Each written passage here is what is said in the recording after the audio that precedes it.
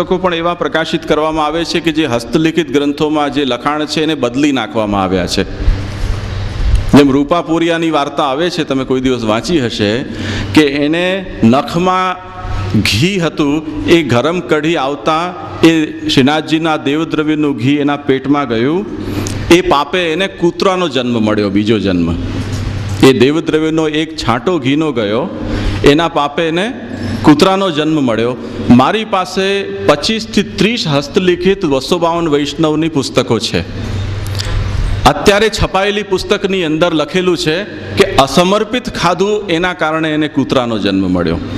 પણ આ લખાણ, આ વાક્ય મારી પાસે જે હસ્તલિખિત ગ્રંથો છે એમાં ક્યાંય નથી. દરેકની અંદર એ જ વાત છે કે ભગવદ્ દ્રવ્ય એનું પેટમાં ગયું, એના પાપે એને કૂતરાનો જન્મ થયો.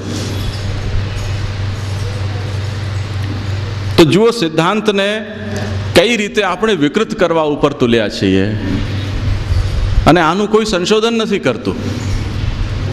અત્યારે જે પ્રકાશિત થયેલી જે વાર્તાનું પુસ્તકો છે એની અંદર એટલી બધી અશુદ્ધિ છે, એની અંદર એટલી બધી ભેળસેળ થયેલી છે કે એક વખત ફરીથી જો આપણે બેસી અને જૂના હસ્તલિખિત ગ્રંથો સાથે છપાયેલી ચોપડીને સરખાવીએ તો આપણું અક્કર કામ ન કરે કે લોકોએ કેટલી આની અંદર મતલબ છેતરપિંડી કરી છે આપણા ઇતિહાસની સાથે, આપણા સિદ્ધાંતોની સાથે.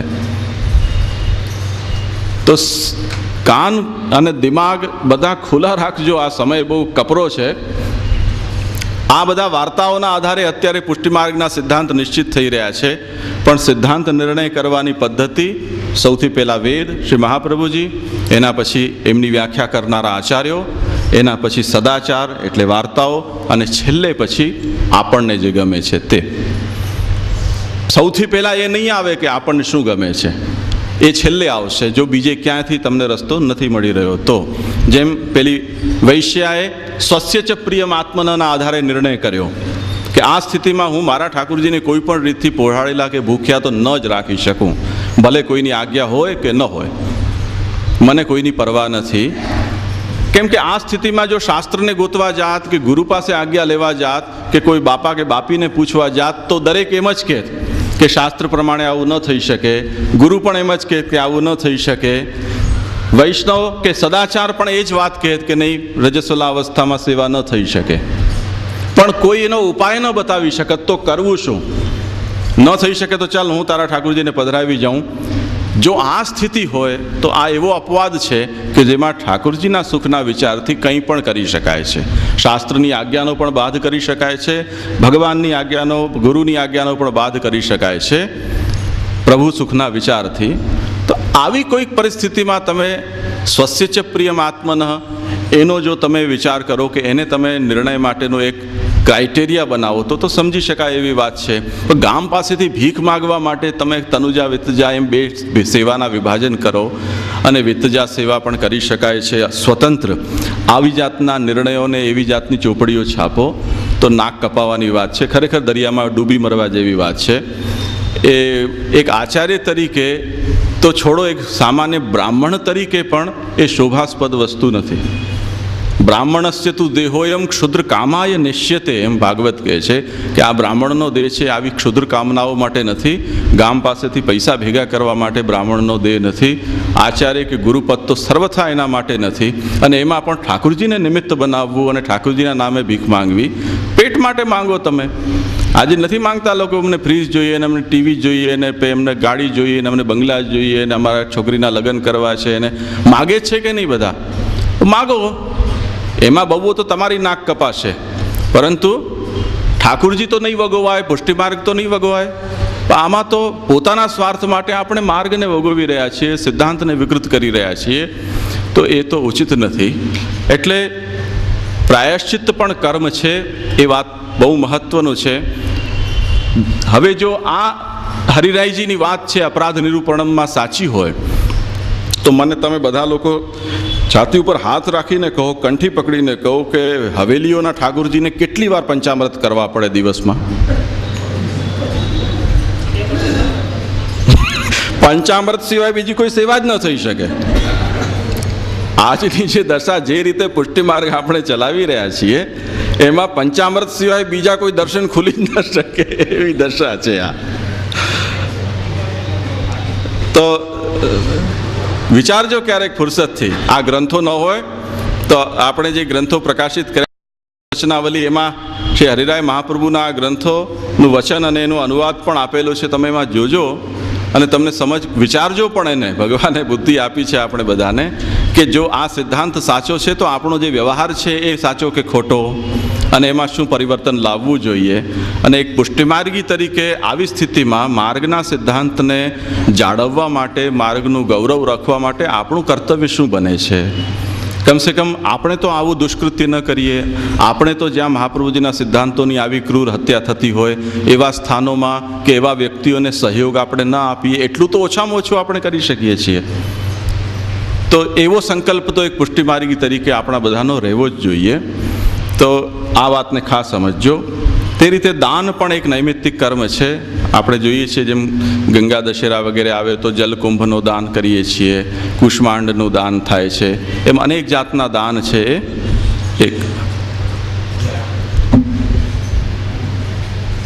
ધન્યવાદ. તો આ વસ્તુને આપણે વિચારતા રહેવું જોઈએ. દાન છે એ પણ નૈમિત્તિક કર્મ છે. આપણે જ્યારે લઈએ છીએ, ભેગું કરીએ છીએ, તે વખતે એને ભોગવીએ, સાથે સાથે બીજાને પણ એનો હક હિસ્સો છે એ સ્વીકારીએ. એટલે શાસ્ત્રમાં દરેક ધર્મમાં દુનિયાના દાન છે એની બહુ મહત્તા છે. ઇવન મુસલમાન જેવા ધર્મોમાં પણ ખૈરાત એ દાનનું જ એક બીજું રૂપ છે અને એ બહુ આવશ્યક કર્મ બતાવવામાં આવ્યું છે. તે સિવાય વ્રત, ઉપવાસ, તીર્થાટન આ બધા પણ નૈમિત્તિક કર્મો શાસ્ત્ર આપણને બતાવે છે. જ્યારે મુખ્ય ધર્મનું પાલન ન થતું હોય, શ્રૌત ધર્મનું, ત્યારે આ ધર્મો છે એને આપણે આગ્રહપૂર્વક જાળવવા જોઈએ, એમ આપણને શાસ્ત્ર સમજાવે છે. તે સિવાય કામ્ય કર્મો અને નિષિદ્ધ કર્મો, આ બંને કર્મો નિંદિત છે. એટલે શાસ્ત્ર યદ્યપિ કામ્ય કર્મ બતાવે છે કે તમારી જો આ કામના હોય તો તમે આ કર્મ કરો. જેમ જ્યોતિષ્ટોમેન સ્વર્ગ કામો યજેત, સ્વર્ગની પ્રાપ્તિની કામના છે તો જ્યોતિષ્ટોમ નામનું જે સોમયજ્ઞ છે એ કરો તો તમને સ્વર્ગ પ્રાપ્ત થશે. જો તમને શત્રુ છે એના ઉપર વિપત્તિ આવે, શત્રુનું અનિષ્ટ થાય એ જાતની કામના છે તો તમે અમુક જાતનું યજ્ઞ કરો, વાજપેયી યજ્ઞ કરો કે શેન યાગ કરો, એવું શાસ્ત્રમાં વિધાન આવે છે. તો મનુષ્યને જે કોઈ કામનાઓ છે એની લૌકિક પારલૌકિક, એ કામનાની પૂર્તિ માટેના ઉપાયો પણ શાસ્ત્ર બતાવે છે. પરંતુ કામ્ય કર્મો કરવાથી મુક્તિનો માર્ગ અવરુદ્ધ થાય છે.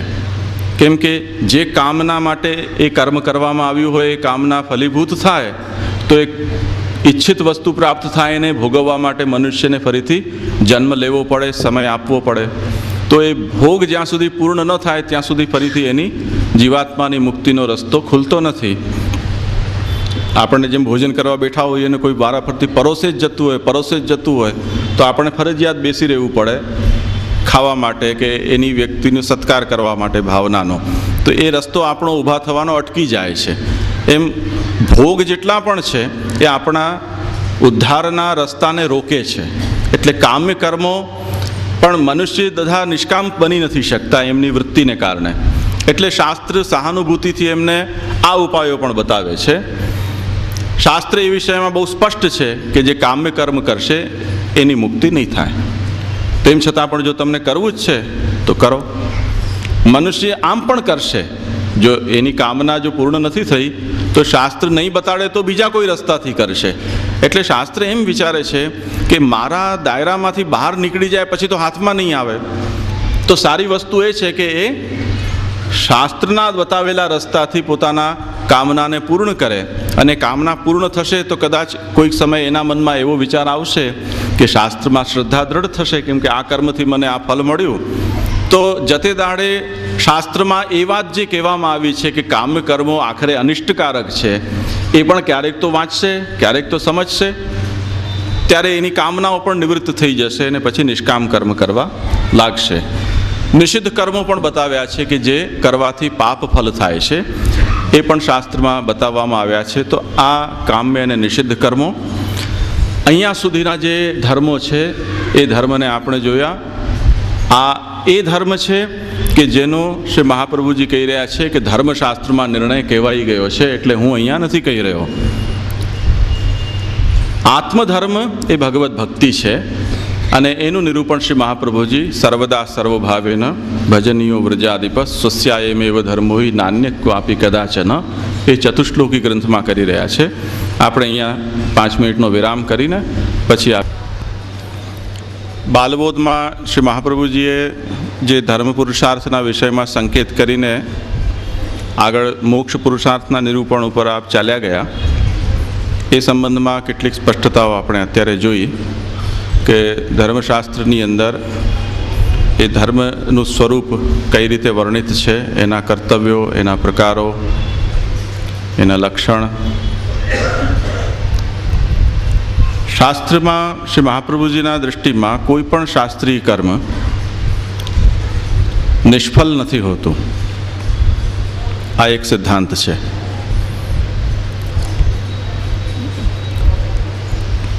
વેદના વચનોની વ્યાખ્યા કરવામાં જેમ શ્રી મહાપ્રભુજી એક આચાર્ય છે, એવી રીતે મીમાંસક વગેરે પણ અન્ય પ્રાચીન વિચારકોએ વેદ ઉપર પુષ્કળ વિવેચન કર્યું છે, શાસ્ત્રાર્થો થયા છે.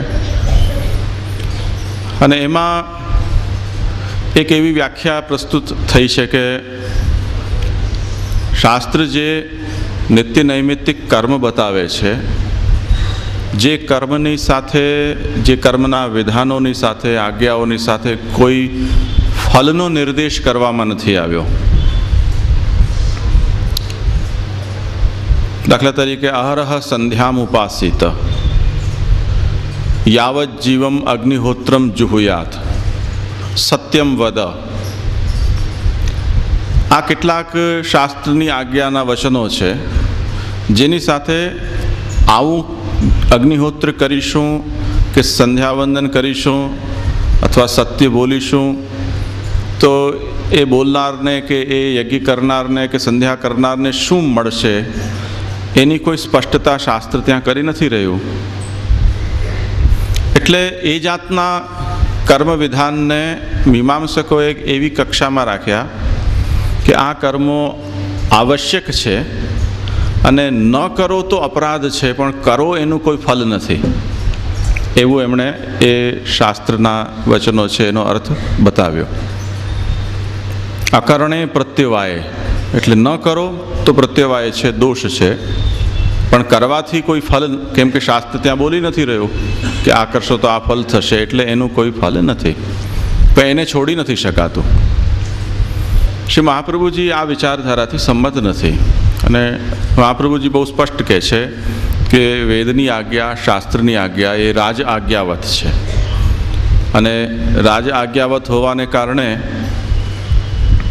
કદાચ ત્યાં એ આજ્ઞાઓ સાથે કોઈ ફલનું વિધાન શાસ્ત્ર નથી કરતું, પરંતુ રાજાની આજ્ઞાનું પાલન કરો તો બીજું કદાચ કોઈ પુરસ્કાર મળે કે ન મળે, પરંતુ રાજાની પ્રસન્નતા રૂપ તો ફલ એની સાથે સંલગ્ન છે જ. એટલે નિષ્ફળ કોઈ પણ કર્મ શાસ્ત્રમાં સંભવ નથી.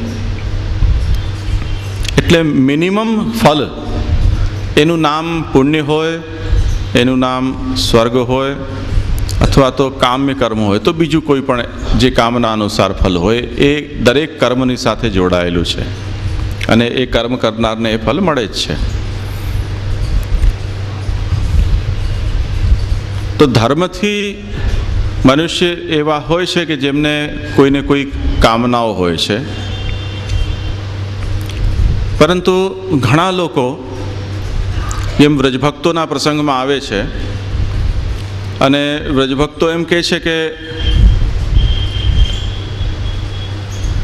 અમે ભગવાનને સંબોધીને કે અમે આપના માટે લોક અને વેદ બંનેનો ત્યાગ કરીને આપના પાસે આવ્યા છીએ.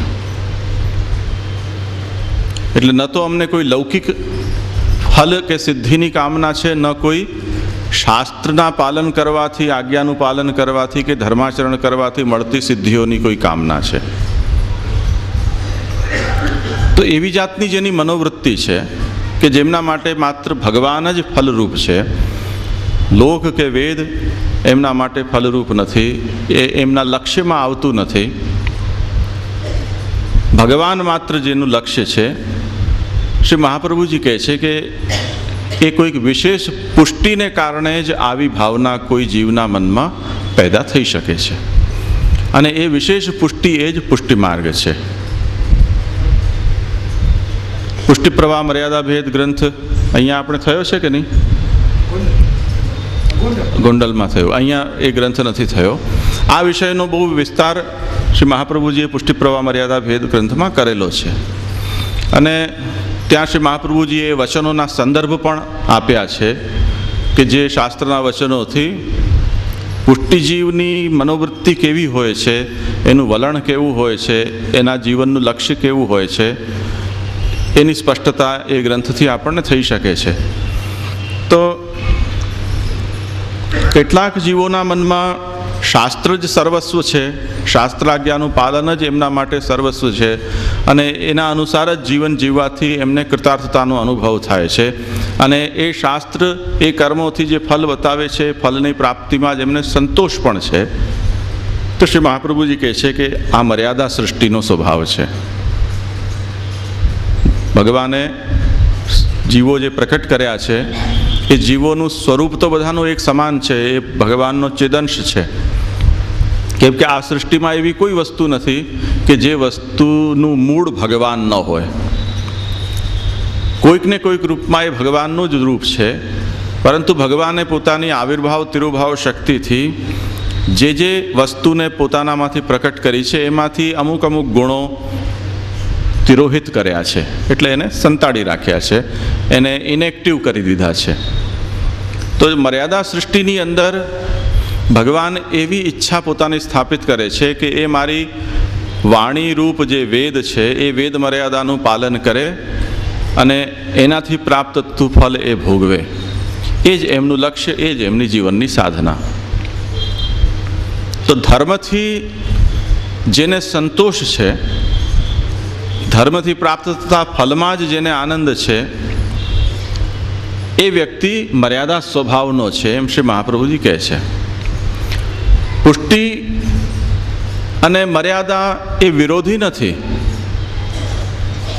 એટલે મર્યાદા સ્વભાવનો જો વ્યક્તિ છે એને ધર્મના અંદર જ સંતોષ થાય છે, તો એનો અર્થ એવો નથી કે પુષ્ટિ જીવ છે એ અધર્મી હોય કે ધર્મ વિરોધી હોય, એવો એનો તાત્પર્ય નથી. પણ પુષ્ટિજીવની દૃષ્ટિ ધર્મથી એક પગથિયા ઓર આગળ જાય છે કે આ ધર્મ કયો કોણે, અમે એને પકડવા ઈચ્છીએ છીએ.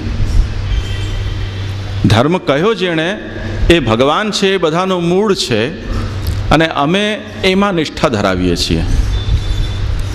તો આવી જેની ભગવાનના અંદર નિષ્ઠા છે અને ભગવાનને જ જે પોતાનું ફલ જાણે છે, એ જીવો, એ પ્રકારના સ્વભાવના જીવો પણ જગતમાં હોય છે. અને એ જીવો પોતાના સ્વભાવને ક્યારેક આ રીતે વાચા આપે છે કે મને ધર્મથી પ્રાપ્ત થતું ફલ પણ નથી જોઈતું, અને મને લોકમાં પ્રાપ્ત થતું ફલ પણ નથી જોઈતું. જેમ વૃત્રાસુર છે, એણે પોતાની આવી જાતની કામના ભગવાન સામે પ્રકટ કરી હતી. નનાક પૃષ્ઠમ નચપારમેષ્ઠ્યમ ન સાર્વભૌમમ ન રસાધિપત્યમ ન યોગ સિદ્ધિ અપુનર્ભવમ વા સમંજ સત્વા વિરહ્ય કાંક્ષે. કે આપને છોડીને મને સ્વર્ગ પણ નથી જોઈતું, યોગની સિદ્ધિ પણ નથી જોઈતી, મોક્ષ પણ નથી જોઈતો. જો આપને છોડીને મને આ બધું મળતું હોય તો મને આ કોઈ વસ્તુમાં રસ નથી, અને આપના સહિત જો મને નરક મળતું હોય તો પણ મને સ્વીકાર્ય છે. મારી શરત આપ છો, આપની ઉપલબ્ધિ હોવી જોઈએ, એ જ્યાં પણ હોય, જેવી રીતે પણ હોય. તો આ જાતની મનોવૃત્તિ જે જીવાત્મામાં છે, શ્રી મહાપ્રભુજી કહે છે કે એ પુષ્ટિજીવ છે. એટલે સૌથી પહેલી વસ્તુ આપણે એ સમજવાની છે ચતુશ્લોકીમાં. વિષય આગળ ચાલશે એટલે તમે જોશો કે સર્વદા સર્વભાવેન ભજનીયો વ્રજાધિપ સ્વસ્યાયમેવ ધર્મો હિ નાન્ય ક્વાપી કદાચન. એમાં શ્રી મહાપ્રભુજી આજ્ઞા કરે છે કે સર્વદા સર્વભાવોથી વ્રજાધિપ શ્રી કૃષ્ણ ભજનીય છે. સ્વસ્ય એટલે પુષ્ટિજીવનો, અયમેવ એટલે આ જ એકમાત્ર ધર્મ છે, તે સિવાય બીજો કોઈ ધર્મ ક્યાં પણ ક્યારે પણ નથી. આ પુષ્ટિ માર્ગીના માટેનું ધર્મનું સ્વરૂપ શ્રી મહાપ્રભુજીએ સ્પષ્ટ કર્યું. હવે જુઓ કે વચનની અંદર એવો અર્થ નીકળી રહ્યો છે કે ભગવત સેવા સિવાય પુષ્ટિ જીવના માટે બીજું કોઈ ધર્મ નથી. આનાથી સરત એ નીકળી શકે અર્થ કે તે સ્થિતિમાં આપણને વર્ણાશ્રમ ધર્મના અંતર્ગત કે સામાન્ય ધર્મના રૂપમાં જે પણ ધર્મો શાસ્ત્ર આપણને કહે છે એ પાળવાની કોઈ આવશ્યકતા રહેતી નથી. કેમ કે સ્પષ્ટ નિષેધ છે, નાન્ય ક્વાપી કદાચન, અન્ય કોઈ ધર્મ પુષ્ટિ જીવનો છે જ નહીં. જો આ અર્થ આપણે લઈએ તો એનો સીધો અર્થ એ નીકળે છે કે પુષ્ટિ એટલે ધર્મ વિરોધી, અધર્મી, મર્યાદાનો વિરોધી, પરંતુ આ તાત્પર્ય નથી. ફરીથી જોજો કે એક વચનથી સંપ્રદાયના સમગ્ર સિદ્ધાંતનો કે મહાપ્રભુજીના બધા જ આશયોનો આપણે નિર્ણય નથી કરી શકતા. આ જ મહાપ્રભુજી જે એમ કહી રહ્યા છે કે પુષ્ટિજીવનો ભગવત સેવા સિવાય અન્ય કોઈ ધર્મ નથી, ક્યાં પણ નથી, ક્યારે પણ નથી, એ જ શ્રી મહાપ્રભુજી ભક્તિવર્ધિની ગ્રંથમાં એમ કહી રહ્યા છે કે બીજદાર્ઢ્ય પ્રકારસ્તુ ગ્રહે સ્થિત્વા સ્વધર્મત. ભક્તિના બીજને દ્રઢ કરવાનો ઉપાય તો એ છે કે ઘરમાં પ્રભુને પધરાવો અને વર્ણાશ્રમ ધર્મનું પાલન કરો. તો જે નાન્યક્વાપી કદાચન કહી રહ્યો છે આચાર્ય, એ જ આચાર્ય ગ્રહે સ્થિત્વા સ્વધર્મતઃ પણ કહી રહ્યો છે. આનું સામંજસ્ય બેસાડવું પડશે, એનો અર્થ કાઢવો પડશે. એટલે તનુવિત્તજાના તનુજા વિત્તજા કરવાથી મહાપ્રભુજીના બધા સિદ્ધાંતોનો અર્થ નહીં નીકળી આવે. કિશોરીબાઈની વાર્તા જોવી પડશે, હરિરાયજીનો અપરાધ નિરૂપણ ગ્રંથ જોવો પડશે, પુરુષોત્તમજીની વ્યાખ્યા જોવી પડશે, જ્યાં વિત્તજા કેવલ કરવાથી અનિષ્ટ થાય છે, તનુજા કરવાથી જે અનિષ્ટ થાય છે એનું નિરૂપણ કરી રહ્યા છે. ભક્તિહંસ ગ્રંથની અંદર વિત્તજા સેવા કરનારો, તનુજા સેવા કરનારો વ્યક્તિ અપવિત્ર પાપી છે, એ જે વિધાનો શ્રી ગુસાઈજી કરી રહ્યા છે, આ બધાનો વિચાર કરવો પડશે. એ વચનો વગર કેવલ વ્યાકરણના આધારે તનુવિત્તજાના તનુજા વિત્તજા કરવાથી કોઈ નિર્ણય ન આવી શકે. આ બાલિશ વૃત્તિ છે, શાસ્ત્રનો અભ્યાસ નથી એવી મંદમતીનું પ્રદર્શન છે. તેથી વિશેષ બીજું કંઈ નથી. એટલે જ્યારે કોઈ આચાર્યચરણના વચનોનો આપણે વિચાર કરવા બેસીએ ત્યારે અન્ય વચનો છે એને આપણે ભૂસી નથી શકતા, એને સામે રાખવા પડશે અને એની સંગતિ બેખાડવી પડશે. નહીં તો કોઈ પણ વ્યક્તિ કંઈ પણ અર્થ કરી જશે, અન્ય વચનનો તિરસ્કાર કરીને એક વચનના આધારે કંઈ પણ અર્થ કાઢી લો તમે, એમ થોડો કોઈ અર્થ નીકળશે. દાખલા તરીકે કૃષ્ણ સેવા સદાકાર્યા શ્રી મહાપ્રભુજી કહે છે, કૃષ્ણ શબ્દનો ડિક્શનરીના અંદર અર્થ જોવા જશો તો કૃષ્ણનો એક અર્થ તમને કાળો રંગ પણ મળશે અને કૃષ્ણનો એક અર્થ છે એ કાળા રંગનો હરણ, એ અર્થ પણ મળશે. તો કૃષ્ણ સેવા સદાકાર્યા એટલે હરણની સેવા કરવી, કાગડાની સેવા કરવી કે કોલસાની કરવી કે પરબ્રહ્મ પરમાત્મા શ્રી કૃષ્ણની સેવા કરવી, એ કયો અર્થ લેશો તમે? ડિક્શનરી તો બધા અર્થ બતાવશે તમને, વ્યાકરણ તમને બધા અર્થો બતાવશે, ઉપનિષદ પણ કોઈક અર્થ તમને બતાવશે. તો સંપ્રદાય પરંપરામાં આ શબ્દ જે અર્થમાં પ્રયુક્ત થયો છે એ અર્થ આપણને પકડવો પડશે અને ડિક્શનરીમાં બીજા કૃષ્ણ શબ્દના જે 25 અર્થો છે એને આ ગ્રંથમાં અપ્રસ્તુત માનવા પડશે. ખ્યાલમાં આવ્યું ને? જેમ કોઈ વ્યક્તિને, એક વ્યક્તિનું પંકજ નામ છે, કોર્ટની અંદર કેસ ચાલી રહ્યો છે અને પંકજભાઈ હાજર થાય એમ જો કહેવામાં આવે તો દુનિયાભરમાં જેટલા પંકજો એને હાજર કરવાના? કોઈ ના પાડી શકે કે આ નામ મારું પંકજ નથી એમ? જ્યાં જે વસ્તુ વ્યક્તિ છે એના સાથે એના બાપનું નામ જે જોડાય છે, એની જ્ઞાતિ, એની ઉંમર, એનું સરનામું, એનાથી એ પંકજ વ્યક્તિને જે પરિભાષિત કરવામાં આવ્યો છે એ પંકજ વ્યક્તિને હાજર થવાની વાત છે. આખી દુનિયાના કોઈ પંકજને બોલાવવાની વાત નથી. પણ આટલી સામાન્ય કોઠાસૂઝ ન હોય અને માણસ છે એ બધી જગ્યાએ સમન બજાવવા જાય દુનિયામાં જેટલા પંકજ રહેતા હોય, તો એ બેલીફ છે કદી એ સમનને બજાવી ન શકે. તો એ વાતને અહીંયા પણ ખાસ સમજજો કે મર્યાદા અને પુષ્ટિનો જે ભેદ છે એ ભેદ ધર્મનિષ્ઠા અને ધર્મીનિષ્ઠાનો છે. જે ધર્મનિષ્ઠ છે, ધર્મી એટલે જેણે ધર્મનો ઉપદેશ કર્યો છે, ધર્મનો નિયમ આપણને બતાવ્યો છે, કે ધર્મ જેણે બનાવ્યો છે એ ધર્મી છે. ધર્મ કરતાં ધર્મી ઉપર વધારે જેની નિષ્ઠા છે એ પુષ્ટિજીવ છે. ધર્મીના કરતાં ધર્મ ઉપર જેની વધારે નિષ્ઠા છે એ મર્યાદા જીવ છે. એનો સીધો સરળ દૃષ્ટાંત આપણને ભગવાન જે વખતે ગોચારણ માટે પધાર્યા અને સોખાઓને ભૂખ લાગી તે વખતે યજ્ઞપત્નીઓ તે વખતે ત્યાં યજ્ઞની તૈયારી કરી રહી હતી અને એમના પતિઓ યજ્ઞ કરી રહ્યા હતા. જ્યારે એ બાળકો સખાઓ ત્યાં ભોજન માંગવા માટે ગયા ત્યારે એમણે ધૂતકારી દીધા. ત્યારે ભગવાને કહ્યું કે આ કર્મ જડ લોકો છે, એમની પાસે નહીં જાઓ, તમે એમની પત્ની પાસે જાઓ, એ જરૂર તમારી ઈચ્છા પૂર્ણ કરશે, મારું નામ દેજો. અને જ્યારે ભગવાન પધાર્યા છે એવી એમણે વાત કરી તો યજ્ઞ માટેની સામગ્રીઓ લઈને એ પત્નીઓ ભગવાન પાસે આવી. ભગવાને એમનો સત્કાર કર્યો, સ્વીકારી એમનો ભોગ. અને જ્યારે એ પ્રસંગ પૂરો થઈ ગયો પછી ઓલા જે સ્વાહા સ્વાહા કરી રહ્યા હતા ત્યાં એમને પણ એ રિયલાઇઝ થયું કે ખરેખર તો યજ્ઞના માધ્યમથી જે આહુતિ જેમને પહોંચાડી રહ્યા હતા આપણે, એ સાક્ષાત અહીંયા પધાર્યા હતા અને એમણે માંગ્યું અને એમને આપવાનું આપણને સૂઝ્યું નહીં. અને આપણા મનમાં એમ રહી ગયું કે યજ્ઞ માટેની વસ્તુ એમને એમ કેમ આપી શકે, શાસ્ત્રનો બાધ થઈ જશે. તે પ્રસંગમાં શ્રી મહાપ્રભુજી એવો પ્રશ્ન ઉપસ્થિત કર્યો કે જ્યારે એમને આવી બુદ્ધિ સૂજી તો સૂજ્યા પછી એ લોકો ભગવાન પાછળ ક્ષમા માંગીને દોડતા કેમ ગયા નહીં? કેમ કે એવું વર્ણન નથી આવતું. એ લોકો મનમાં એવું વિચારીને બેસી રહ્યા એ બ્રાહ્મણો. ત્યાં શ્રી મહાપ્રભુજી ખુલાસો કરે છે કે ભગવાન જેનું વર્ણ મર્યાદા રૂપમાં કરે છે એમને કદાચ આવી સમજ આવી પણ જાય, તેમ છતાં પણ મર્યાદામાં વર્ણ કરેલા દેહ ઇન્દ્રિયને સ્વભાવ છે એ પુષ્ટિની પ્રવૃત્તિ કરાવી નથી શકતા. તો આ જે વર્ણનો ભેદ છે એ સમજ હોવા છતાં પણ આપણી ઇન્દ્રિયોની પ્રવૃત્તિ એ કાર્યમાં ન થાય તે ન જ થાય.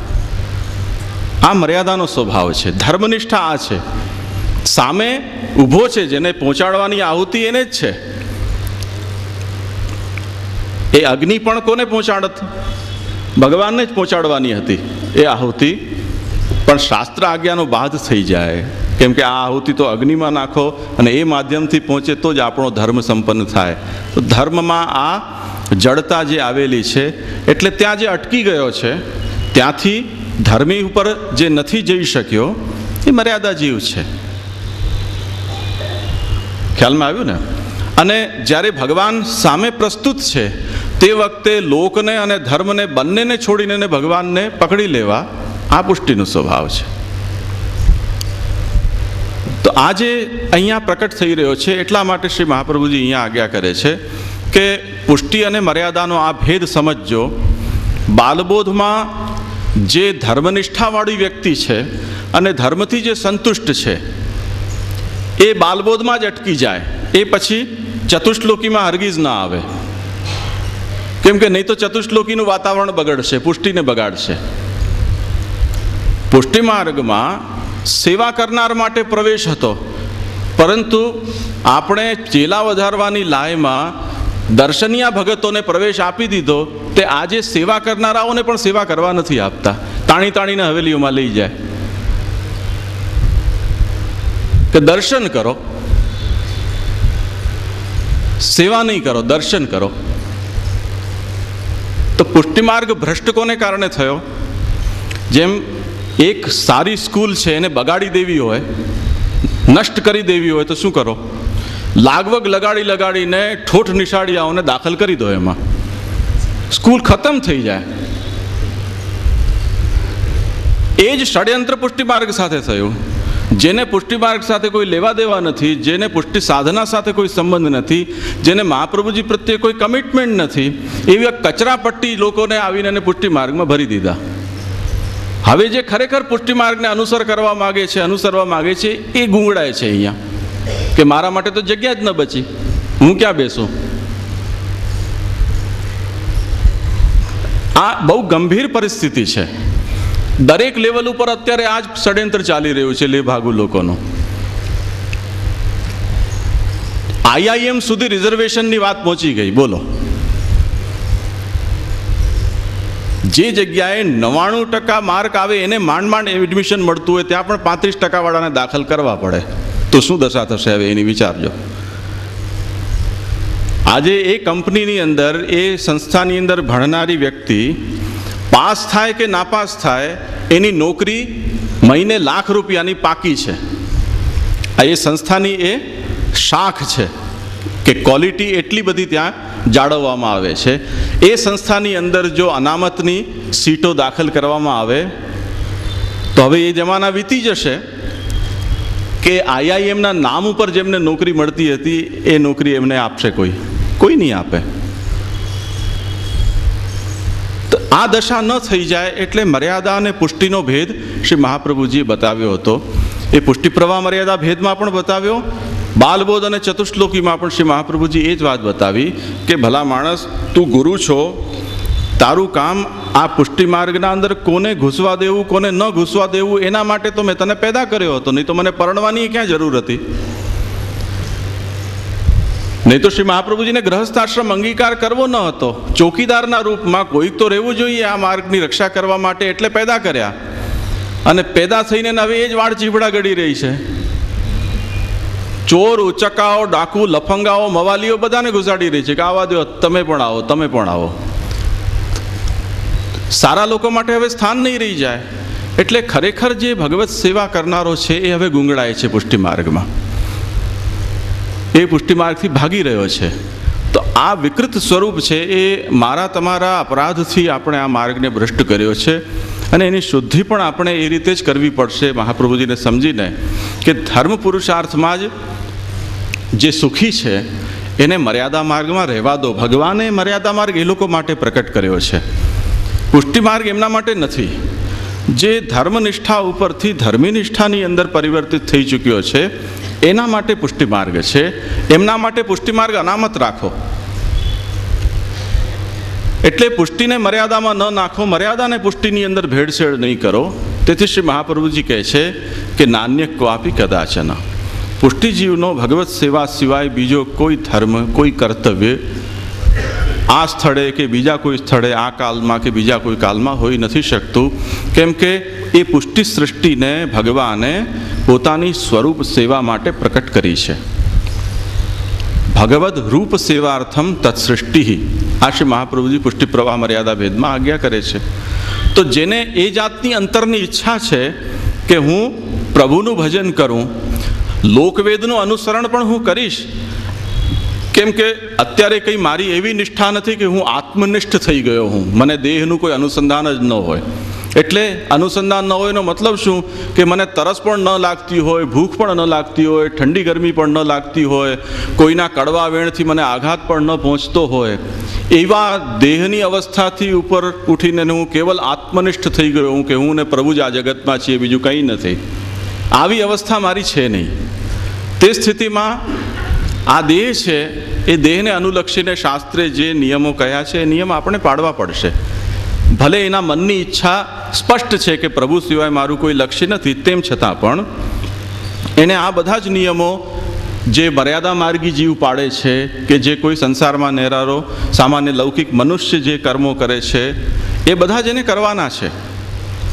એક્ઝેક્ટલી એ જ સ્થિતિ કે જેમ કોઈ વિદ્યાર્થીના મનમાં એક સંકલ્પ થઈ ગયો કે મને ડૉક્ટર બનવું છે, કે મને પાયલોટ બનવું છે, કે મને આઈટીનો એન્જિનિયર બનવું છે, તો સંકલ્પ દ્રઢ છે, એક જ માત્ર લક્ષ્ય જીવનનું એને બાંધેલું છે.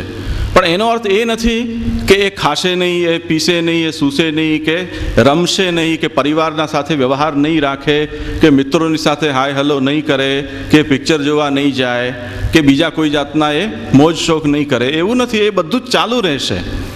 પણ એ બધું કઈ રીતે ચાલુ રહેશે, કઈ મર્યાદામાં ચાલુ રહેશે કે એના આ જે મુખ્ય લક્ષ્ય છે એના વિઘાતક ન બને એ લિમિટમાં આ બધું જ કરશે. એ લિમિટને જે દિવસે કોઈ પણ એની શોખ, કોઈ પણ મિત્ર, કોઈ પણ પરિવારનો પ્રસંગ એ લિમિટને ક્રોસ કરશે તે વખતે એને છોડી દેશે. આ એનો સંકલ્પ બતાવે છે કે એની નિષ્ઠા ક્યાં છે. એટલે પુષ્ટિજીવ પણ લૌકિક વૈદિકનો ત્યાગ વ્રજભક્તોએ કર્યો એ તો પુષ્ટિ માર્ગનો એક એવરેસ્ટની હાઇટ છે. એ કક્ષા ઉપર તો કોઈ જીવ પણ કરી શકે છે કે એનું ફિઝિકલી વર્ચ્યુઅલ ત્યાગ કરી દે કે આજ પછી આને અડવાનું નથી એમ. પરંતુ જે સાધનાવસ્થામાં છે એના માટે ત્યાગનો ઉપદેશ પણ નથી. એના માટે શ્રી મહાપ્રભુજી નાન્યક્વાપી કદાચન નથી કહી રહ્યા. એના માટે બીજ દાઢ્ય પ્રકારસ્થુ ગ્રહે સ્થિત્વા સ્વધર્મ તો આજ્ઞા કરી રહ્યા છે કે ભાઈ તું કાચો છો, હજી તારું બીજ, તને અત્યારે ત્યાગ નથી કરવાનું, તારે તો આ બધું કરવાનું જ છે એવું સમજીને કે આ સિવાય તારો કોઈ ધર્મ નથી, એટલી દ્રઢતાથી તને વર્ણાશ્રમ ધર્મ અને સમાજના કે લોક ધર્મનું પાલન કરવાનું છે. પણ લક્ષ્ય મગજમાં સ્પષ્ટ રાખવું છે કે આ બધું કરતાં પણ મારું લક્ષ્ય છે એ મારા પ્રભુ છે. તો પુષ્ટિજીવ કેવી રીતે ઓળખી શકાશે કે જ્યારે ધર્મનિષ્ઠામાંથી એની ધર્મનિષ્ઠા પ્રકટ થાય, એ જ્યારે સ્વભાવ એનો જોર કરે, એ રુચિ એની જ્યારે બહાર આવે, એની તત્પરતા જ્યારે એને અંદર દેખાઈ આવે, ત્યારે શ્રી મહાપ્રભુજી કહે છે કે હવે એ પુષ્ટિ માર્ગમાં પ્રવેશવા લાયક છે. આવી જ્યારે યોગ્યતા દેખાય ત્યારે એને શરણ દીક્ષા કે બ્રહ્મ સંબંધ દીક્ષા આપી શકાય. જ્યાં સુધી આ સ્વભાવ પ્રકટ નથી થતો ત્યાં સુધી એને મર્યાદા માર્ગમાં રહેવા દો, એને તપવા દો, પરિપક્વ થવા દો. જ્યારે પરિપક્વ થશે ત્યારે એને આવજો, કોઈ ઉતાવળ નથી. કેમ કે કોઈ આ જીવનની યાત્રા, જે જીવનો જ્યાં સુધી પ્રશ્ન છે તો અનેકો જન્મની યાત્રા એની છે, ચાલ્યા કરશે. આ જન્મમાં નહીં તો બીજા 50 જન્મ પછી એ સ્વભાવ એનો બહાર આવશે. તે વખતે એને દીક્ષા આપજો. તમે દીક્ષા નહીં આપો તો એ રહી નહીં જાય. એટલે ગુરુને આવ્યો છે કોઈ પેશન્ટ તો એ ઇન્જેક્શન મારી જ દઈએ એવી જાતની તમારે પરોપકારની વૃત્તિ ઉપર થોડો કાબુ રાખો. એને ચેલા મૂંડવાની કોઈ આવશ્યકતા નથી. તમે પણ ધીરજ રાખો, એને પણ ધીરજ ધરવાનું કહો. એટલે શ્રી મહાપ્રભુજીના એક શિષ્યના પ્રસંગમાં આવે છે કે પિતાએ જગન્નાથરાયજી માટે કંઈક કટુ શબ્દ કહ્યા, ત્યારે એ છોકરો નાનો હતો ને એના મનમાં એવો આઘાત લાગ્યો કે ઠાકુરજી માટે આવું પિતા વચન કહે છે કે એવો આસુરી છે, તો જ્યાં સુધી હું મારા પિતાને નીચો ન દેખાઉં તો એનો દીકરો નહીં. એવી ગાંઠ વારીને એને જગન્નાથપુરી ગયો. ત્યાં શ્રી મહાપ્રભુજીનો ભેટો થયો અને શ્રી મહાપ્રભુજીથી પ્રભાવિત થઈને કહ્યું કે મને કંઠી આપો. એ મહાપ્રભુજી કહ્યું કે છો તો તું દૈવી જીવ, પણ તારું ભેજું ઠેકાણે નથી. એટલે અત્યારે તો હું તને પુષ્ટિ માર્ગની દીક્ષા આપી શકું એમ નથી. કેમ કે આવ્યા પછી તો પુષ્ટિ માર્ગનું કંઈ કરી શકીશ નહીં.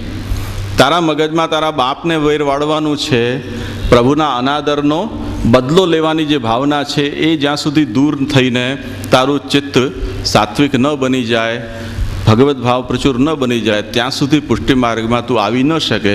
પણ એ વાત છે ચોક્કસ કે તું પુષ્ટિ જીવ છો. આ ચોખવટ છે, આ ચોખવટ છે. આચાર્યના મનમાં પણ ધીરજ છે કે ભાઈ એક ચેલો ના આવે તો કંઈ આપણું દેવાળિયું નથી ફૂંકાઈ જવાનું. અને જ્યારે એમણે શરણાગત થઈને શ્રી મહાપ્રભુજીને પૂછ્યું કે આપ મને બતાવો તો હવે આનો રસ્તો શું થાય, એ ઉપાય પણ શ્રી મહાપ્રભુજીએ બતાવ્યો કે તું સમુદ્ર કિનારે જા, ત્યાં તને દ્રવ્ય પ્રાપ્ત થશે અને એ દ્રવ્યથી તું તારી જે ઈચ્છા છે એ પૂર્ણ કર. એ ત્યાં ગયા, દ્રવ્ય મળ્યું. એણે જગન્નાથરાયજીમાં બ્રાહ્મણ ભોજનનું આયોજન કર્યું. હજારો બ્રાહ્મણોને ગામો ગામમાં ઇન્વાઇટ કર્યા. એ બ્રાહ્મણ ભોજનનું નોતરું એના બાપને પણ મળ્યું. બાપને ખબર નથી કે આ બ્રાહ્મણ ભોજન કોણ કરાવી રહ્યું છે. એ ભોજન કરવા આવ્યો. પછી જ્યારે બ્રાહ્મણો દક્ષિણાની લાઈનમાં ઊભા હતા લેવા માટે ભોજન પછી, એ બાપ પણ આવ્યો અને ત્યારે દીકરા એના હાથમાં પૈસા નાખીને એને કહ્યું કે લે, આ જગન્નાથરાયજીનું તો જે કહેતો હતો કે જે જગતને પોષે છે, એક તમને પાડી નથી શકતા, આ એની કૃપાથી મળેલું દ્રવ્ય છે. બધાની સામે એનું નાક કાપ્યું. ત્યારે એની પ્રેશર કુકરની સીટી નીચે બેઠી. હા, હવે બરોબર. આ પછી શ્રી મહાપ્રભુજી પાસે ગયો કે હવે હું ચોખ્ખો થઈ ગયો છું, હવે મારા મગજમાં બીજું કોઈ ભૂસું નથી. ત્યારે શ્રી મહાપ્રભુજીને લાગ્યું કે નહીં, હવે આ માર્ગને અનુસરી શકશે તો હવે તું દીક્ષા લે. તો દીક્ષા છે એ કોઈ એવી વસ્તુ નથી કે જેના માટે ગુરુએ એટલા બધા અધીરા થઈ જવાનું હોય કે આવ્યો તો એને પકડીને આપી દો, આપી દો, આપી દો. બંને ધીરજ રાખવાની જરૂર છે. કેમ કે જે દીક્ષા લીધા પછી એ દીક્ષાને જે નભાવી ન શકે, દીક્ષાનો કર્તવ્ય છે એનું પાલન ન કરી શકે એવા વ્યક્તિને જો તમે દીક્ષા આપો છો તો એ દીક્ષાનું અવમૂલ્યન છે. એ દીક્ષા તમે વેચી રહ્યા છો. એ ધંધો થઈ ગયો તમારો. એ પછી ન તો એના કલ્યાણનો વિચાર રહ્યો, ન માર્ગના હિતનો વિચાર રહ્યો, ન તમે તમારા કર્તવ્યનો વિચાર કરશો. કેમ કે જેના મગજમાં બીજો ભરાયેલા છે ધર્મ અર્થ કામ મોક્ષના, એ વ્યક્તિને પુષ્ટિમાર્ગ સંભળાવશો તો પણ એ બિચારો ગાંડો થઈ જશે કે આ બધું શું કહી રહ્યા છો, મને કંઈ સમજાતું નથી, મને આમાં કંઈ કામનું લાગતું નથી. જેમ આપણને કોઈ વસ્તુ દુકાનમાં ખરીદવા જઈએ, એ દુકાનમાં ન હોય પણ દુકાનદાર જબરજસ્તી એનો ગ્રાહક ચાલ્યો ન જાય એના માટે બધી વસ્તુઓ કાઢીને બતાવે તો આપણને કેટલી ગભરામણ થાય કે આટલી બધી સાડીઓ અને આટલા બધા કટપીસો કાઢીને મૂક્યા છે, ખોલી નાખ્યા છે, અને જો કંઈ લઈશું નહીં તો આપણને ગાળો આપશે. એટલે આપણને શરમાવીને કંઈ નહીં તો સાડીની તો રૂમાલ પણ પકડાવી દે. આ જાતનું ન થવું જોઈએ. જે વખતે અવસર છે, જે વખતે પાત્રતા છે તો એને પ્રાપ્ત થાય તો એમાં ગૌરવ છે બંનેનું. એમ ધર્મી નિષ્ઠા જે વખતે પ્રકટ થાય, ભગવાન નિષ્ઠા જ્યારે પ્રકટ થાય છે તે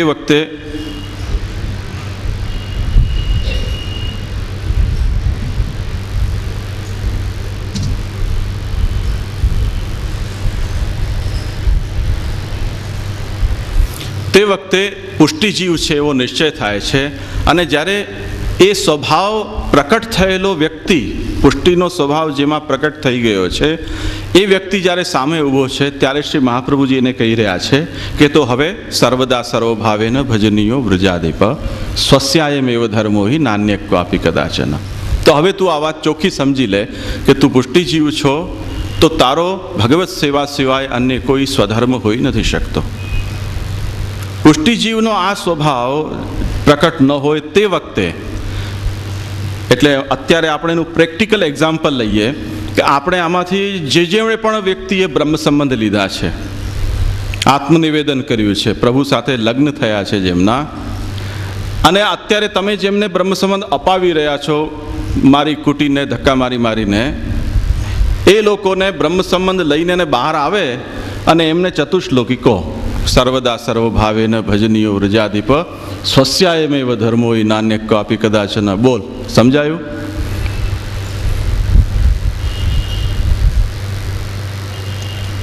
ભાગી જશે ઘર છોડીને, ને ઘર છોડીને ભાગી જશે, ગામ છોડી દેશે કે આ ગામમાં ન રહેવાય. બ્રહ્મ સંબંધ લેવાની વાત હતી તો ઠીક છે, તમે માથું ખાતા હતા તો હું લઈ આવ્યો, પણ આ મેં કહો છો કે ભાઈ આના સિવાય કંઈ ધર્મ નથી, વરમ નથી, આવી બધી વાતો આમ ન ચાલે કંઈ. તો આજનો પુષ્ટિજીવ આ જવાબ દેશે તમને. તો તમે કોની સામે આ બધું નાટક કરી રહ્યા છો? ઠાકુરજીને છેતરી રહ્યા છો, માર્ગને છેતરી રહ્યા છો, મહાપ્રભુજીને છેતરી રહ્યા છો, એ વ્યક્તિને મૂર્ખ બનાવી રહ્યા છો કે જેને પુષ્ટિ નિષ્ઠા નથી એને જબરજસ્તી પુષ્ટિની અંદર દીક્ષિત કરાવી દઈ રહ્યા છો. તો એમાં કોઈ ગૌરવ નથી. તો ચતુશ્લોકી કોના માટે પછી? તો એ વાત સમજો કે જ્યારે આ પુષ્ટિનું વરણ ભગવાને જે કરેલું છે જીવાત્માનું, એ વરણ જ્યારે બોલવા લાગી જાય તે વખતે આ પ્રસ્તુત બને છે ઉપદેશ. એટલે જ શ્રી મહાપ્રભુજીએ આ ગ્રંથમાં ભજનીય શબ્દનો પ્રયોગ કર્યો છે, ભજેત શબ્દનો પ્રયોગ નથી કર્યો. આનો બહુ અંતર છે, ધ્યાનથી સમજજો.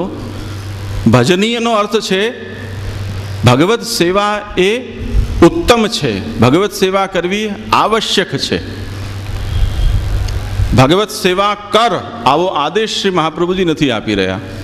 કેમ કે શ્રી મહાપ્રભુજીને ખબર છે કે આદેશ આપીશું અને જો પુષ્ટિજીવ નહીં હોય અથવા પુષ્ટિજીવ હશે પણ એ આદેશનું પાલન કરવાની અવસ્થામાં નહીં હોય તો આ આદેશનું પાલન ન કરી શકશે તો યા તો એને અપરાધનો ભય થશે અથવા ઉપદેશ આપ્યો તે છતાં પણ વ્યર્થ ગયો એટલે અશક્ય ઉપદેશ બની ગયો. તો એવો ઉપદેશ આપવો શા માટે કે જેનું પાલન શક્ય ન હોય? પુષ્ટિજીવ હશે તો એને અભિનંદનીય બનશે, તો હોંશે હોંશે કરશે. પરંતુ પુષ્ટિજીવ નહીં હોય અને એને આ આદેશ આપી દેવામાં આવશે તો શ્રી મહાપ્રભુજી એ રિસ્ક લેવા નથી માંગતા. શ્રી મહાપ્રભુજી એમ કહે છે કે મને પૂછો તો પુષ્ટિજીવના માટે ભગવત સેવા એ જ એનો ધર્મ છે, હું એને એટલું આવશ્યક સમજું છું. તો ભજનીય એટલે ભજન કરવા પ્રભુ યોગ્ય છે. જો મને કોઈ પૂછો કે કોનું સેવન કરવું, કોની ભક્તિ કરવી, કોની સેવા કરવી, તો શ્રી મહાપ્રભુજી કે કૃષ્ણની કરો.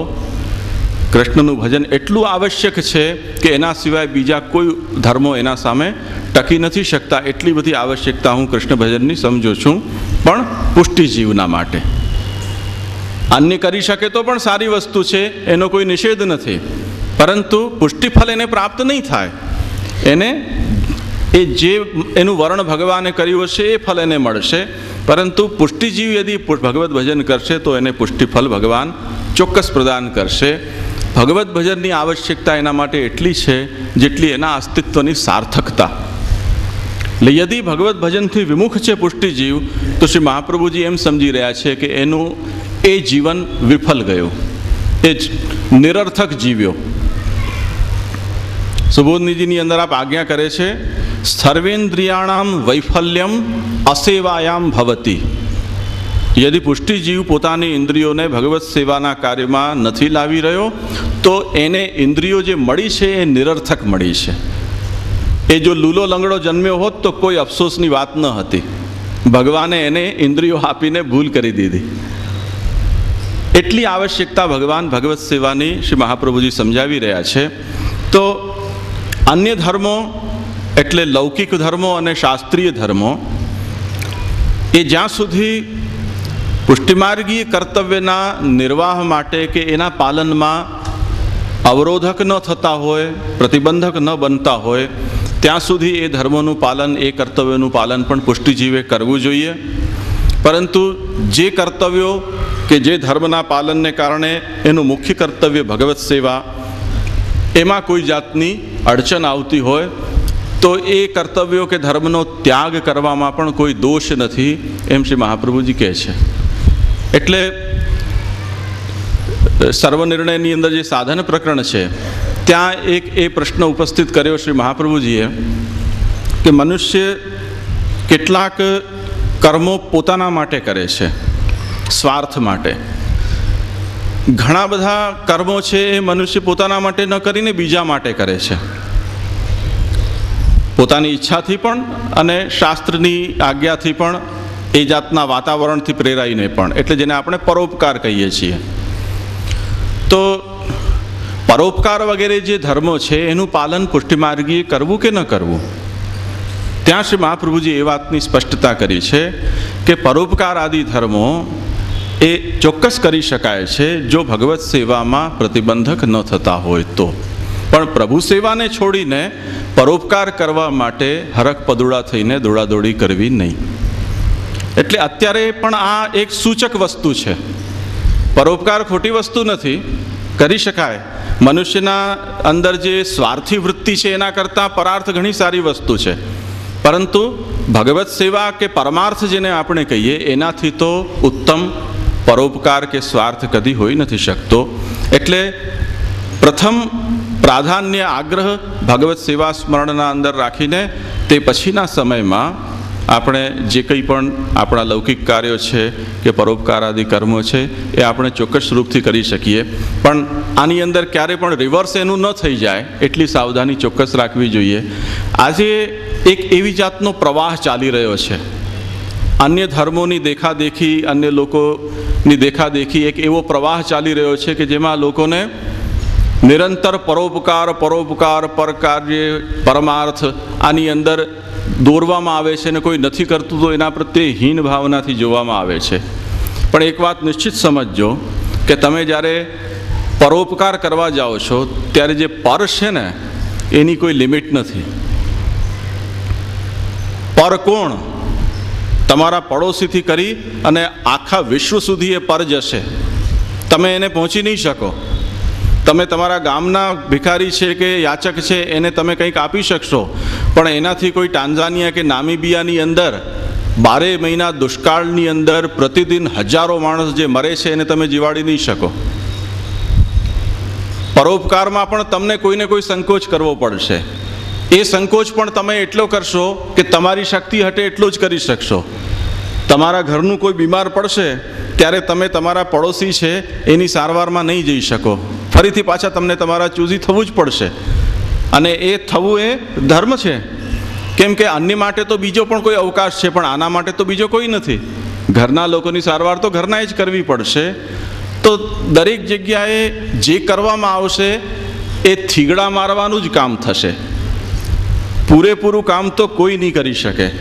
કોઈ વ્યક્તિને ભૂખ લાગી છે, એને કોઈ બીજો રસ્તો નથી. એકાદ દિવસ તમે જમાડી શકશો, આજીવન એનું પેટ નહીં ભરી શકો. જે દિવસે તમે એને નહીં જમાડો, ફરી પાછો એ તમને નિશાસા નાખીને જશે. 2-4 દિવસ નિરાશ થઈ ગયા પછી જે તમે ખાધું છે એ અન્નના જ ઓડકાર તમને એ સંભળાવશે કે આ તો હવે નાટક કરતો હતો, બહુ મોટો દાની પરમેશ્વર. વ્રજવાસીઓ પ્રાય આ જાતના વ્યવહાર કરતા હોય છે કે આપણે ત્યાં માગવા આવે ને જ્યારે બીજે વર્ષે એમને અપેક્ષિત ન મળે ત્યારે ગાળો આપીને જતા હોય. પછી સહન નહીં થઈ શકે એ પરોપકાર. પછી આપણને ફરી પાછો કંઈક ને કંઈક સ્વાર્થ વિચારવો પડશે. મહાપ્રભુજી બહુ સ્પષ્ટ છે આ વિષયમાં કે સ્વાર્થ કરતાં પરાર્થ એ ઉત્તમ છે, પણ ભગવત સેવા જેને આપણે પરમાર્થ કહીએ એ સર્વોત્તમ છે. એટલે પ્રાધાન્ય એને આપવું જોઈએ. આત્મનિવેદિત બ્રહ્મ સંબંધી જીવ છે એનું પ્રથમ કર્તવ્ય ભગવત સેવા, ભગવત ભક્તિ છે. એના પછીના સમયમાં અન્ય કાર્ય છે એ આપણે નિશ્ચિત રૂપથી કરી શકીએ છીએ, કરવા પણ જોઈએ. એમાં કોઈ જાતનો સંકોચ નથી. તો સ્વસ્યાયમેવ ધર્મહિ એટલે પુષ્ટિજીવનો ભગવત સેવા એ જ ધર્મ છે. આમાં જે શ્રી મહાપ્રભુજી મૂકી રહ્યા છે એનાથી ભગવત સેવા સિવાયના અન્ય ધર્મ કે કર્તવ્યના રૂપમાં જે કંઈ પણ તમે ગણી શકો એ બધાના ઉપર શ્રી મહાપ્રભુજી ચોકડી મારી રહ્યા છે. કર્તવ્યના રૂપમાં ચોકડી નથી મારી રહ્યા, ધ્યાનથી સમજજો. ન કરવાનું નથી કહી રહ્યા. શ્રી મહાપ્રભુજી ચેતવી રહ્યા છે કે આ સિવાય બીજા કોઈને તમે તમારો સ્વધર્મ નહીં સમજતા. કરતા હો તો કરજો, કરવું પડતું હોય તો કરજો, પરંતુ એને સ્વધર્મ સમજી ન લેતા ક્યારે પણ. જેમ વિદ્યાર્થી છે એને પરીક્ષા આવે છે તે વખતે હોળી આવી રહી છે તો આવતી હશે હોળી, પણ અત્યારે તો મારા માટે આ જ સ્વધર્મ છે. એમ સ્વધર્મનો બાધ કરનારો ઉત્સવ પણ આવતો હોય તો એ ઉત્સવ છે એ મનાવવામાં એનું મન ન જઈ શકે. એ જાતનો આપણા મન છે એ આપણા સ્વધર્મ પ્રત્યે દ્રઢ હોવો જોઈએ, એવો સંકેત શ્રી મહાપ્રભુજીનો અહીંયા છે. અહીંયા આ ગ્રંથના બધા શબ્દો બહુ જ વિચારણીય છે. શ્રી મહાપ્રભુજીએ સિદ્ધાંત મુક્તાવલીમાં કૃષ્ણ સેવા સદા કાર્યમાં સેવા એ કૃષ્ણની સેવા એ શબ્દનો પ્રયોગ કર્યો. ચતુશ્લોકીમાં આવી જઈને શ્રી મહાપ્રભુજી કહે છે ભજનીયો વ્રજાધિપ. કેમ કે કૃષ્ણ તો વ્રજથી કરી અને દ્વારકા પર્યંત કૃષ્ણ છે. એમાં તો કૃષ્ણમાં તો કોઈ ભાગ નથી. પરંતુ ચતુશ્લોકી ગ્રંથમાં આવીને શ્રી મહાપ્રભુજી સર્વદા સર્વભાવેન કૃષ્ણ ભજનીય નહીં, વ્રજાધિપ ભજનીય એમ કહી રહ્યા છે.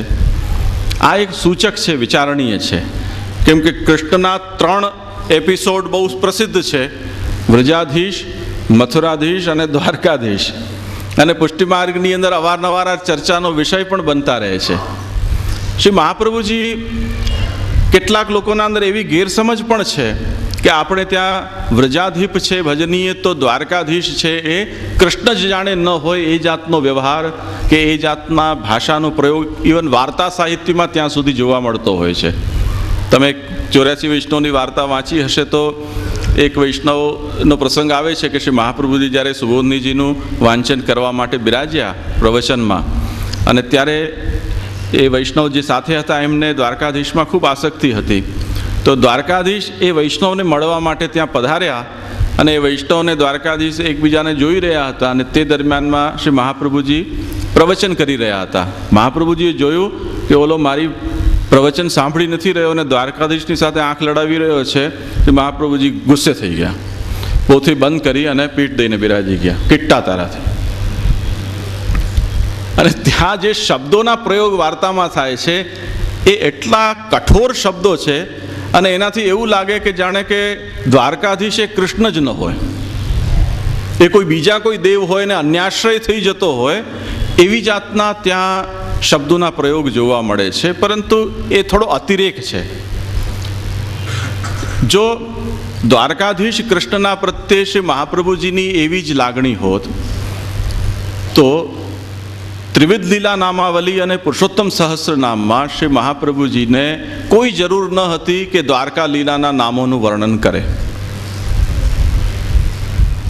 ત્રિવિધ લીલા નામાવલીમાં તો શ્રી મહાપ્રભુજી ત્યાં સુધી આજ્ઞા કરી રહ્યા છે કે બાલ લીલાના નામના પાઠથી પ્રેમ થશે, કિશોર લીલાના પાઠથી આસક્તિ થશે અને વ્યસન દ્વારકા લીલાના પાઠથી પ્રભુમાં થશે. આ શ્રી મહાપ્રભુજી આજ્ઞા કરી રહ્યા છે. તો શ્રી મહાપ્રભુજીના મનમાં તો પ્રભુના વ્રજના સ્વરૂપથી લઈ અને દ્વારકા સુધીના જે પણ ચરિત્ર કે લીલા છે એમાં કોઈ ભેદ નથી.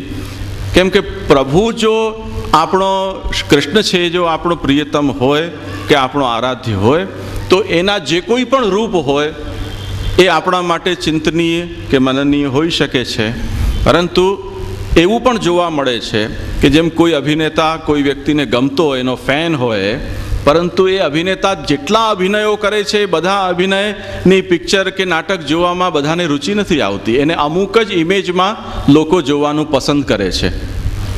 આ જાતનું સિલેક્શન છે એ એક જ વ્યક્તિના અંદર આપણું થઈ જતું હોય છે. તો એ જાતનું સિલેક્શન પુષ્ટિ ભક્તની અંદર પણ પ્રભુના સ્વરૂપમાં થઈ જાય છે. અને એ ભાવનાને શ્રી મહાપ્રભુજી અહીંયા પ્રકટ કરી રહ્યા છે કે ભગવાને મથુરા કે દ્વારકામાં જે ચરિત્રો પ્રકટ કર્યા છે એ ભગવાનના ચરિત્રો છે, એને કારણે આપણે એનું નિશ્ચિત રૂપથી અવગાહન કરીએ જ. પરંતુ જો મને શું વધારે પ્રભુનું ચરિત્ર ગમે છે એમ મને પૂછો તો મને એમ લાગે છે કે પ્રભુનું વ્રજનું ચરિત્ર છે એ સૌથી વધારે માર્ક્સ આપવા લાયક છે. કેમ કે બીજી જે લીલાઓ છે એ લીલાઓ અત્યંત સાધારણ કક્ષાની લીલાઓ છે. એ લીલાઓથી પણ મથુરા અને દ્વારકાના ભક્તોનો નિરોધ પ્રભુમાં જરૂર થયો છે, પરંતુ એ કાર્યો એવા સામાન્ય અવતારના કાર્યો છે કે જેના માટે પ્રભુને એટલો બધો પરિશ્રમ કરવાની જરૂર નથી. તે વખતના એ પરાક્રમોનું જે વર્ણન છે એ પરાક્રમોનું વર્ણન, એવું સામર્થ્ય તે સમયના પાંડવો વગેરે કેટલાય ક્ષત્રિય રાજાઓની અંદર પણ એ સમાન કક્ષાનું પરાક્રમ આપણને જોવા મળે છે. તો પ્રભુએ ધર્મનું સ્થાપન કર્યું, કે પ્રભુએ ભૂભાર હરણ કર્યું, દુષ્ટોનો નાશ કર્યો. આ બધું સામાન્ય કાર્ય છે કે જે ભગવાન કરે, જ્યારે પણ આવે ત્યારે આવું બધું તો કરતા જ રહેતા હોય છે. પણ જે વિશેષ કાર્ય કર્યું છે એ ભગવાને વ્રજમાં કર્યું, કે જ્યાં નિસ્સાધન અને કોઈ પણ જાતની પાત્રતા વિનાના ભક્તોના સાથે એટલું આત્મીયતા અને તાદાત્મ્ય કેળવીને એમના સ્તર ઉપર આવીને પ્રભુ બિરાજ્યા છે અને એમને સુખ પ્રદાન કર્યું છે. તો એ વ્રજાધિપ છે એ પ્રભુ શ્રી મહાપ્રભુજીના માટે ભજન કરવાની દૃષ્ટિથી સૌથી વધારે અપીલિંગ લાગે છે. એટલે પુષ્ટિમાર્ગીય સાધના પ્રણાલીમાં, એટલે ભક્તિ સાધનાની અંદર શ્રી મહાપ્રભુજીએ વ્રજલીલાની ભાવનાપૂર્વકની સેવા પદ્ધતિ પ્રકટ કરી. એટલે ભજનીયો વ્રજાધિપ જ્યારે શ્રી મહાપ્રભુજી કહે છે ત્યારે શ્રી મહાપ્રભુજીને કૃષ્ણનું વ્રજલીલાનું જે ચરિત્ર કે સ્વરૂપ છે એ સૌથી વધુ આનંદ આપતું હોય એવી જાતની શ્રી મહાપ્રભુજીની ભાવના છે. મથુરા અને દ્વારકાની લીલા છે એ પ્રભુની જ લીલા છે, એટલે શ્રી મહાપ્રભુજી એનું પણ વર્ણન કર્યું છે.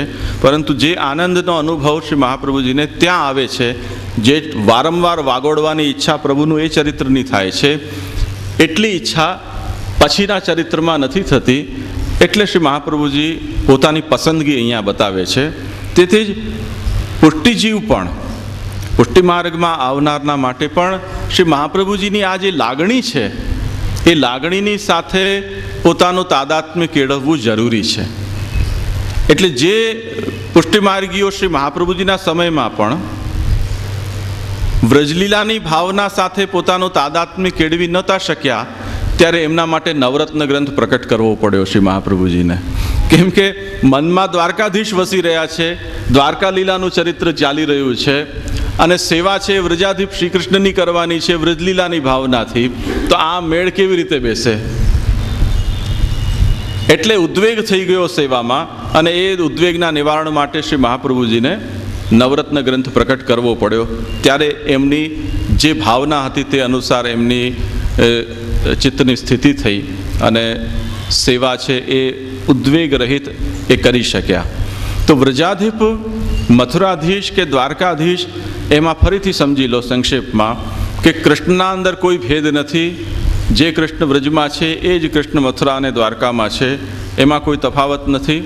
શ્રી મહાપ્રભુજીની ભાવના પણ કોઈ જાતનો ભેદ નથી, પરંતુ એક પસંદગી છે કે પ્રભુનું જે ચરિત્ર વ્રજમાં પ્રકટ થયું છે એ અસાધારણ ચરિત્ર છે અને શ્રી મહાપ્રભુજીને સૌથી વધારે અપીલિંગ લાગ્યું, એટલે અહીંયા વ્રજાધિપની સેવાની પદ્ધતિ પ્રકટ કરી. આ એક વાત છે. બીજી વસ્તુ, વ્રજાધિપની સેવા શ્રી મહાપ્રભુજી કહે છે, પરંતુ એ સેવાને કોઈક એક ભાવથી શ્રી મહાપ્રભુજી બાંધી નથી રહ્યા. અત્યારે એક પુષ્ટિમાર્ગમાં એક બહુ મોટી ગેરસમજ છે કે પુષ્ટિમાર્ગમાં બાલકૃષ્ણની સેવા હોય છે, પુષ્ટિમાર્ગમાં બાલ ભાવની સેવા હોય છે. ખોટી વાત છે. પુષ્ટિમાર્ગમાં શ્રી મહાપ્રભુજીએ તો સર્વભાવની સેવા બતાવી. તમે તમારા માર્ગ નવો બનાવ્યો હોય અને એમાં બાલ સ્વરૂપને પકડીને બેસી ગયા તો એ તમે જાણો. મહાપ્રભુજીના માર્ગની આ વાત નથી. શ્રી મહાપ્રભુજી તો આજ્ઞા કરી રહ્યા છે સર્વભાવથી ભગવત સેવા કરો. બાલભાવથી પણ સેવા થઈ શકે છે, પરંતુ એ ત્યારે થઈ શકે કે જો ભગવાને સ્વયં પ્રકટ થઈને એ સેવા કરતાના અંદર વાત્સલ્ય ભાવને સ્થિર કરી દીધો હોય. ભગવાન એમની સામે બાલક રૂપથી પ્રકટ થઈને એ ભાવ સ્થિર કરી દીધો હોય તો એ વ્યક્તિ બાલભાવથી સેવા કરે તો એમાં ન ઠાકોરજીને કોઈ આપત્તિ છે, ન શ્રી મહાપ્રભુજીને કોઈ આપત્તિ હોઈ શકે. પરંતુ એ જ સ્થિતિ ન હોય, એટલે સ્વયં પ્રકટ થઈને ને ભગવાને કોઈને એમ ન કહ્યું હોય કે હું તારો બાલક અને તું મારી મા કે મારો બાપ, ત્યાં સુધી કોઈ વ્યક્તિ દોડાયો થઈને ને બાલભાવથી સેવાનો કોઈ આગ્રહ પકડી લે તો શ્રી મહાપ્રભુ કહે છે ગડબડ થઈ ગઈ. કારણ શું? કારણ કે ભગવાન તમારાથી બાલ ભાવનો આનંદ લેવા ન ઈચ્છતા હોય અને સખ્ય ભાવની અપેક્ષા રાખીને બેઠા હોય, તે વખતે જો તમે પહેલેથી જ બાલ ભાવનું સ્વરૂપ કે ભાવના સ્થિર કરી દીધી હોય તો ઠાકોરજીને માથું કૂટવાનો વારો આવે. હું તો તારા ખભા ઉપર હાથ રાખવા માંગતો હતો અને તું મને